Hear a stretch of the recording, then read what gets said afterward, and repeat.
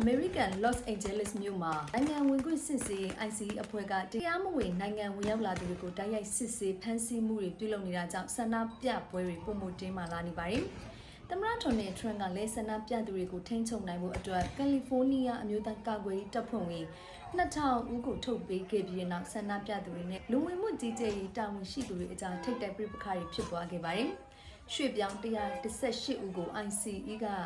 ဖမ်းဆီးပြီးတဲ့နောက်ဆန္ဒပြသူတွေဟာ LA မြို့ရဲ့ပါရာမောက်နဲ့ကွန်တွန်စတဲ့ဒေသတွေကိုချီတက်ဆန္ဒပြလာခဲ့ကြပါတယ်။ဆန္ဒပြသူတွေဟာမီးရှို့မှုတွေလမ်းပိတ်မှုတွေပြုလုပ်ခဲ့ပြီးလုံခြုံရေးတပ်ဖွဲ့ဝင်တွေနဲ့လည်းထိပ်တိုက်တိုက်ခိုက်မှုတွေဖြစ်ပွားခဲ့ပါတယ်။အာဏာပိုင်တွေဘက်ကလည်းမျက်ရည်ယူပုံတွေပပဘော flash ban တွေအသုံးပြုက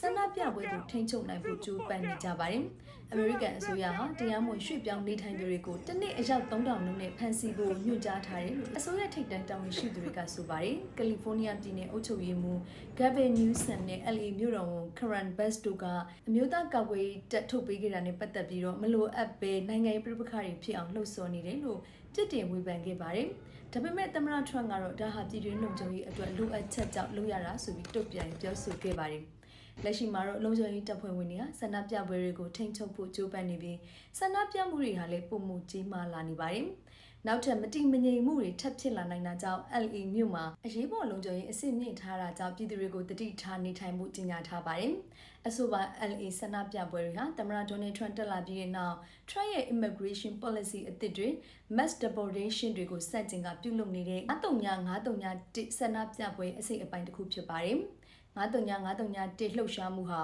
ပြည်내90မှာဆန္ဒပြပွဲ90အဖြစ်ရပ်တည်နေပြီးတော့လက်ရှိချိန်မှာတော့တနိုင်ငံလုံးအတိုင်းအတာနဲ့တန်းချီတဲ့လူတွေဟာဆန္ဒပြနေကြပါတယ်။ဒေါ်နယ်ထရန့်ဟာပြီးခဲ့တဲ့ရက်ပိုင်းအတွင်းကလည်းမြန်မာအပအဝင်နိုင်ငံအများအပြားကိုပြည်ဝင်ခွင့်ပေးတာရပ်ဆိုင်းတဲ့အမိန့်တရက်ကိုလက်မှတ်ရေးထိုးထုတ်ပြန်ခဲ့ပြီးတဲ့နောက်ဒီအပေါ်ဝေဖန်မှုတွေမြင့်တက်နေတာပါ။ဆိုတော့အခုဆန္ဒပြပွဲနဲ့ပတ်သက်ပြီးတော့ကိုထင်မြင်ယူဆချက်တွေကိုအောက်က comment မှာရေးပေးခဲ့ပါဦးနော်။